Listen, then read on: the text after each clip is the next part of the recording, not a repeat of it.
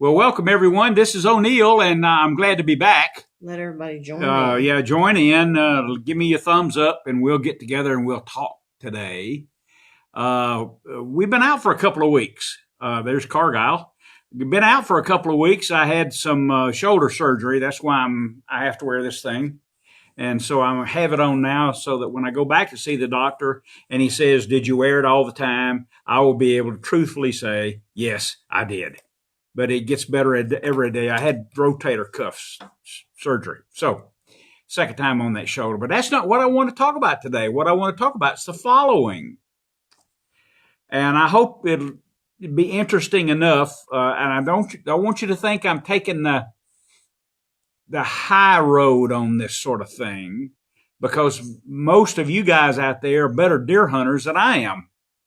But this week I met a young man, 30 years old, maybe a little older, smart, hard worker, and just in the last couple of years has gotten into deer hunting, and he loves it. He showed me on his cell phone a deer that he took last year, and it was a good one in North Georgia. He hunts in North Georgia. So, of course, we started a conversation. And there were several things brought to light during that conversation with him. Since he is relatively a novice, he kept asking, "What do I do about this? What do I do about that?" And so it prompted me to think of today as being a catch-up day. So we're going to talk about deer hunting. Not of any particular order of importance, the tips, but it may give clarity when you're at deer camp. It may help you to some degree. It will not hurt. So, are you ready? I ask a question, then I'll answer it. And if it's a question you have, then there's your answer. And the answer is not coming from me as much as it is from my contacts with the Department of Natural Resources, guides that I've hunted with before over and over again, places that I've been, and so on. So, ready? Okay. Our deer, we're talking about white-tailed deer. Okay. Are white-tailed deer colorblind? No, they're not. They have, in your eye and in the white-tailed deer's eyes, a number of cones and bars.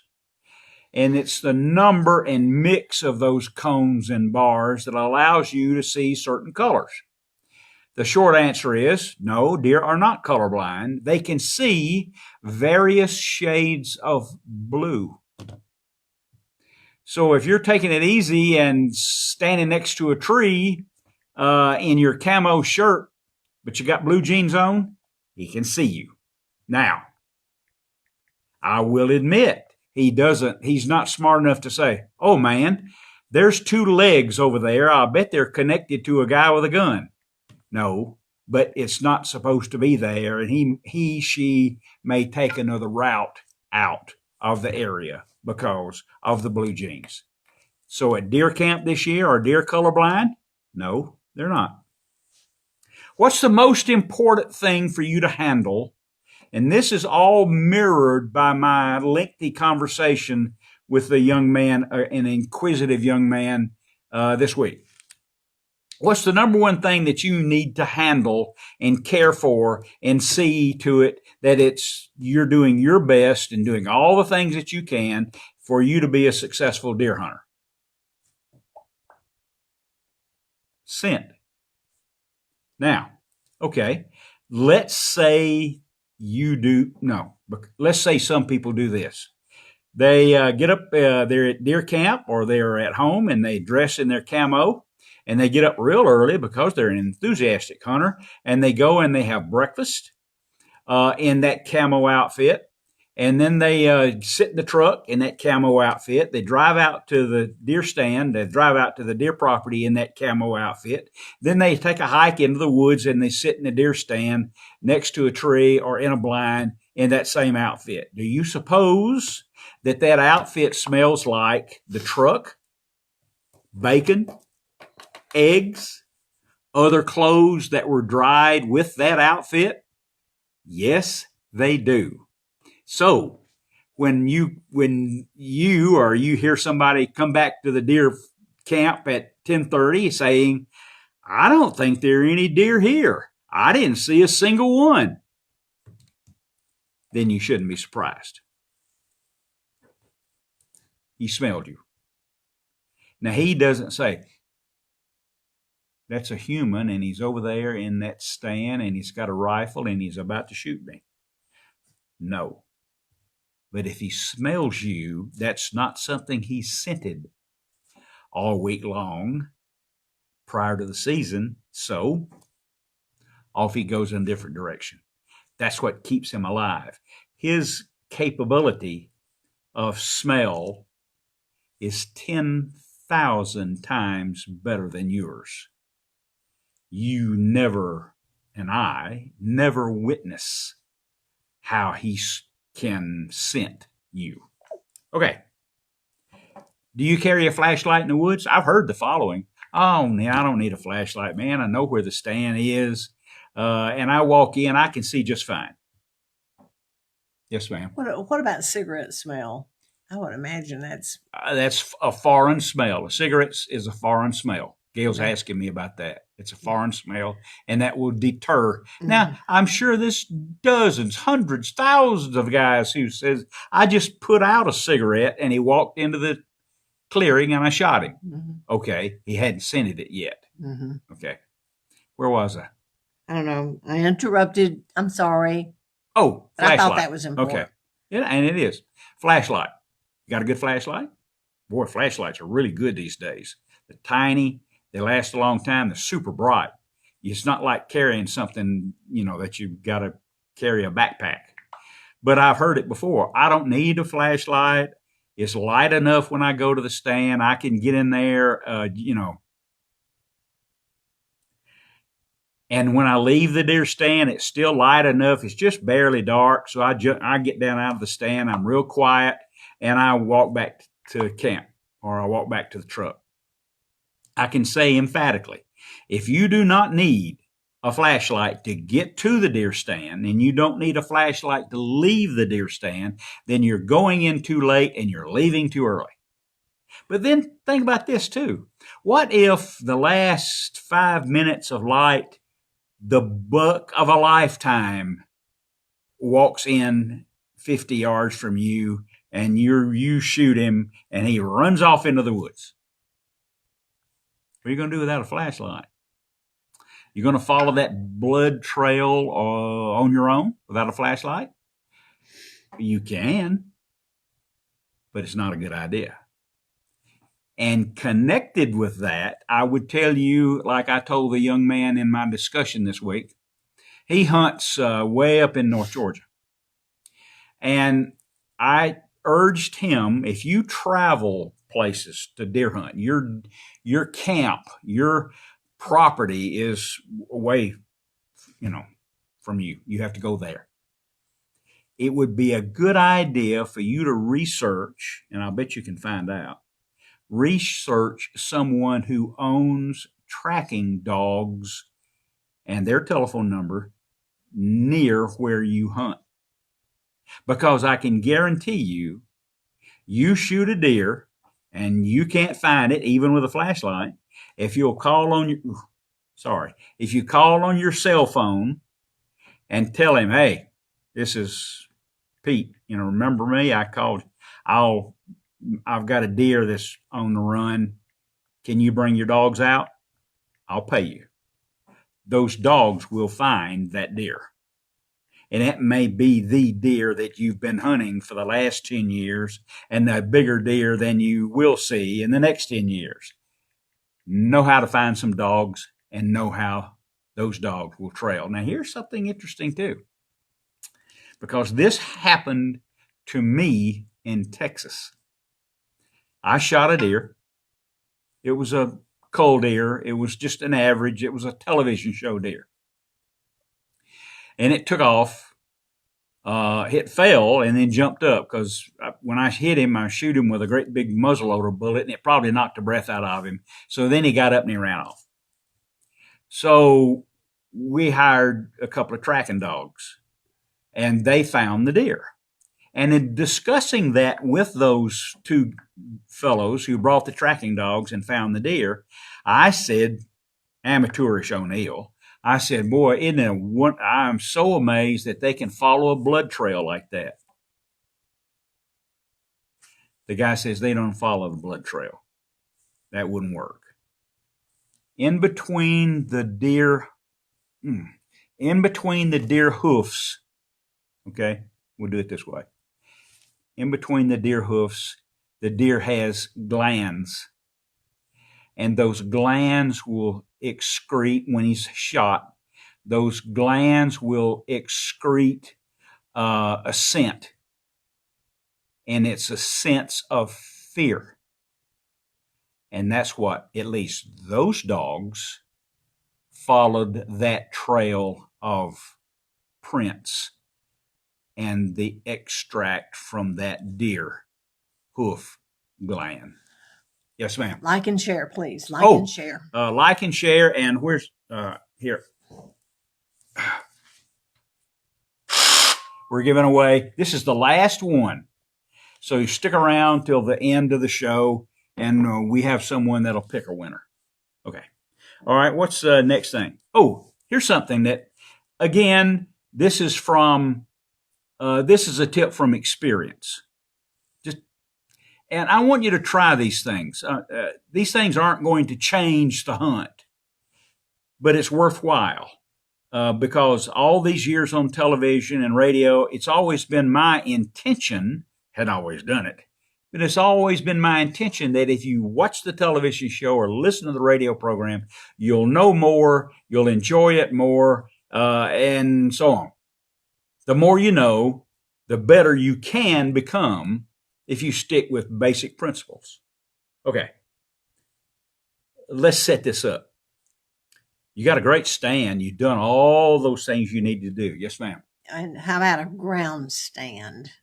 How about a ground stand? Yeah. Oh, Is out that of a ground stand? Yeah, absolutely. how effective are ground stands? How effective are ground stands? Well, they're not as good as some blinds. Blinds. They're not as good as something up in a tree, of course, because your scent, okay, but this does hook up to a great tip. Your scent is at ground level instead of being up here, because the deer looks for, he's a prey animal, and he looks for, with his eyes out here, he looks for danger and sniffs for danger. That's what keeps him alive. If you're on the ground, it's much more likely that he will scent you or see you. If you're in a tree, he doesn't, although I've been spotted because I moved in the stand out of a tree stand, they don't look up. They don't look up for danger as much as side to side. So ground blind, absolutely it's good. I know Travis almost exclusively hunts from the ground, wherever he hunts, in Texas, Oklahoma, Georgia, wherever. All right, where was I? Oh, okay. You're hunting, you're in the stand, you're on the ground, or you're in a blind or tree stand, whatever, and a nice buck walks out. He's in the trail that you anticipated. He's in the trees where you anticipated, or he's in a food plot or a rye field or whatever. It's working. Nice buck, shooter buck, okay? Bang, he falls dead. Or bang, and he runs a little bit and he falls dead. In other words, you can see him. He's dead. He's not getting up. He's dead. Relax. Be patient. Look around you. This is an event in your life. Look around you. Enjoy it. Take some photos. Everybody has a photo. Take some photos of that deer where he is when he went down. And as a matter of fact, if he ran away, take photos of where he went into the woods. Because once you climb down, that may look different, and you need to start out on a trek to find him in 20 or 30 minutes, and you need to start in the woods at the right place. But that's not the point of this story. The point of this story is deer's fallen dead. Were there any other deer with him? Was there another buck, a bigger buck, the herd buck? Did that buck that you shot, did he get pushed out there into the field, into your range by another buck? If you run down out of the stand, oh man, I got to get down there. Oh, this is great, man. I'm gonna go take pictures of him on. Relax, because you don't know what was behind him. You don't know what other deer may have been on this side about to walk into the food plot. You don't know. But if you stay in the stand for 10 or 15 minutes, enjoy it, absorb it, maybe another deer will walk out. Has that ever happened to you? It happened to me because I was shooting a show years ago. It doesn't matter where I was. I believe it was Arkansas. I was invited to go to a really great place. It wasn't a deer club. It was a friend who had some deer property. And a nice television buck walks out. I put that CVA muzzleloader scope on him. Bang, he fell dead. In 10 seconds, no more than 10 seconds, a giant buck, a huge buck, walked out and actually hooked that one up and threw him up in the air and whacked him around several times. They were rivals. And then he walked away. So is that going to happen to you? I doubt it. Only happened to me once in a number of years. But it could. And sticking around in the stand for a few minutes is not a bad thing because he's dead anyway. You're going to harvest him anyway. You're going to take photos of him anyway. So relax. Before I go to something else, be sure to go visit o'neilloutside.com. And right there on the homepage, you'll have an opportunity to read about and purchase O'Neill Outside, People and Places Along the Way. This is a book I wrote a couple of years ago. One of the things I hadn't been telling you about that book is there are 13 terrific big green egg recipes in the back of the book. You have something, honey? Yes, I have a tip from Joe. Okay. When hanging a stand for archery, keep in mind the sun direction and casting a shadow on the ground. Deer feed looking down. They do indeed. Use foliage to prevent this. Okay. Matter of fact, if you're hunting food plots and such as that, you should have a sunset and a sunrise stand on the field. You should have a sunrise and sunset so that the sun is always behind you. You're not looking into the sun. Okay, it's behind you in the morning and afternoon. And if you have multiple locations on a given piece of property, a lease, whatever the case might be, if you can, you'll hunt high in the morning and low in the afternoon to control the wind. Oh, O'Neill, the wind's not blowing, man. It's quiet as can be. As the sun rises and the air warms, it flows up the slopes and gathers your scent and takes it higher and higher. So there is an airflow that goes up the hill, up the ridge toward you, and that's where you are in the morning. And in the afternoon, as the air cools, it flows down the slope to you. It's just one more little thing that may keep your deer from scenting you. Now, for this season, yes, ma'am. Okay, we had a question earlier about hunting grouse. Were you and I talking about this the other day? Yeah, somebody has said something about I got offered a grouse hunt. I've wanted to hunt them, but have not heard of many people having success. where they're singular, they're not in groups, and they're mostly out west. I remember 30, 40 years ago, I saw a bird that I flushed a bird. I didn't know what it was, and I telephoned the DNR. They asked me, where were you? And I said I was near Monticello, Georgia. And they said, well, we put some grouse down there. We're trying to reestablish a grouse population. It didn't work, to my knowledge. I don't know anybody who grouse hunts. There may be in the mountains of Tennessee, the mountains in Missouri, the Ozarks, and certainly out west in Colorado and out there are plenty of grouse. And I know people who go and hunt them. It's bigger than a quail, and I don't think they're they're singular or doubles. That's it. Yes, ma'am. Anything? I think that's, yeah. Like and share. Oh, And mention the this thing we're going to give away at the end of the program. Okay. This last one. yeah, the last reciprocating saw. Here it is right here. I can't pick it up with the other hand. See? It's really a good. This is over $100, man. And Works Tools was happy to give me some of those things to give away to guys like you. So, yeah. All right, let's see. I had, ways to extend your deer season, to make your deer season longer. Okay. Join in on the primitive weapon season with a bow or, what I always do, a muzzleloader. A muzzleloader is a primitive weapons, and it'll get you in the woods, I believe, about a month early. I don't remember. It changes a lot. Okay. But it'll get you in the woods and let you hunt more. Okay. Yeah. All right. Often discussed subject. I got an email this week. Guy from Missouri. O'Neill, when is the rut in Missouri? Are you ready?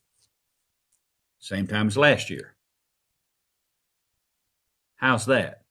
The rut is determined, according to the species of deer, by the declining number of hours of daylight. It's triggered by the doe. She comes in estrus or comes in season, and the buck, he's ready. So he is hunting the does. And that's another reason why you need to be where the does are. If you're hunting food plots and trails and things like that, the bucks are hunting the does. So if you are where the does are, then he will be hunting the same place you are. Okay.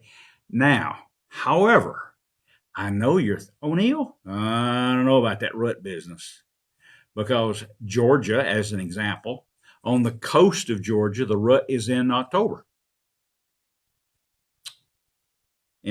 Way down in southwest Georgia, a rut is in January. Most of central Georgia, and you can look it up on Georgia Outdoor News Magazine, Rut Map, most of central Georgia is November. The rut, however, in North Georgia, generally is December. Well, wait a minute now. You said it was the number of hours of daylight, the declining number of hours of daylight. All of those regions have the same number of hours of daylight. So what's that explanation? Okay. About 50, 60 years ago, when the Department of Natural Resources authorized and purchased white-tailed deer to replenish the stocks in Georgia, they got them from different areas of the country. Those deer then had different rutting periods. And they always will. The rut in October on the coast of Georgia always will be October. Are there exceptions that you can point to? Maybe a second rut or even a third, of course. But generally, the rut, the breeding season, is triggered by what I told you, and it'll always be that way. Great example. In Alabama, with the same number of declining hours of daylight, in Alabama, the rut is late January or even February. How's that? Okay. Way down in southwest Alabama, over thousands of years, fawns that were bred the result of early breeding, they were born before the spring floods, and they drowned because sometimes the river down there would be a mile wide. So the only ones that survived were the ones that were from a doe that was bred late and was born after the spring floods. Got it? Okay. That's the evolution of the late rutting period in Alabama. So when it came time for Alabama to restock their state with deer, they got them from southwest Alabama and they distributed them around the state. So Alabama still has a late rut, even though the number of hours of daylight is the same as in Georgia, and it always will be that way. I know I've heard it so many times, you at deer camp or wherever. The wind's from the east and it's down 10 degrees, man, that's going to kick off the rut. No.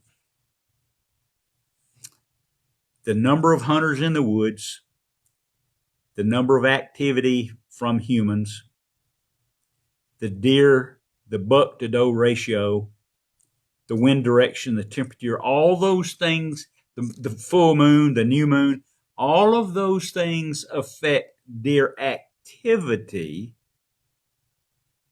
but they don't affect the timing of the rut at all. It can't change. It won't change. Okay? Now, is there a second rut? You bet, but it's nothing like the first one. Yes, ma'am. Nothing? No. Okay. All right.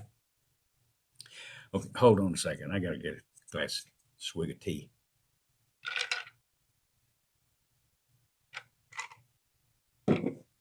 Oh, sweet tea. Gail, honey, you knocked my thing off here. I'm sorry. This is really important. We have 30 or 40 people watching. Yeah. Yeah. It didn't bother you. I can say it on here. Okay, here's something that goes back a little bit to that question about ground blinds or hunting from the ground. I know a good friend that doesn't use a blind at all, but he plays the wind and he sits next to a tree and he's in camo and he doesn't move. Okay? But if you choose to do that, I urge the following. Camo your face with a net, because the deer can't see much better than you and I can, but he can see big, wide ranging things out here. And he can tell the difference in the landscape. Your white face in the woods stands out like a newspaper would. Cover your face. Yes, ma'am. Okay. Gail's going to tell me. Hold on. I lost it here. Biggest cause of decline of turkey? No, it says you may have answered this question before, okay. But how far will a buck travel to find a hot doe? I during don't know. The rut. I don't know. Typical male. Yeah, go as far as it takes. Yeah. The probably as far as he can smell. The deer generally will live in a place, 100 acres. He'll live his whole life as 100 acres. And your question is difficult to answer because I was at a convention and I was talking to a Texas state biologist, and we were talking deer hunting. And he told me, he said, I bet you didn't know this. I said, I don't know a lot. But he bet you didn't know this. Some bucks don't breed at all. No way. They don't fight. They don't breed. They just aren't interested. So how far will a buck chase a doe? Well, if she's in estrus, if she's in heat, she's not going far. However, that brings up the subject again that I want to tell you about, because I had taken several years ago. The biggest whitetail deer I ever bagged was in Oklahoma, and it was on a friend's ranch, a working ranch. West of the Mississippi, it's a ranch. East of the Mississippi, it's a farm. And man, the guy who operated the ranch, he had cameras everywhere. He was an enthusiastic deer hunter, and it was a great place. He had food plots and blinds. It was just fabulous. Okay. And we got there a few days early, and we were looking at all these pictures from camera. I go and sit in the stand, nice stand, and this, to me, well, the biggest I ever took, biggest I ever saw in the woods, really. He runs out. There's a doe in front of me, and here he comes across the food plot. And I shot him, and he was 21 points, had a 25 or 26 inside, at that time, 26-inch inside spread. Of course, he looked, when he was out there walking around, he looked like a 200, but he was like a 160, ended up scoring 167. So it's a big deer, biggest I ever shot.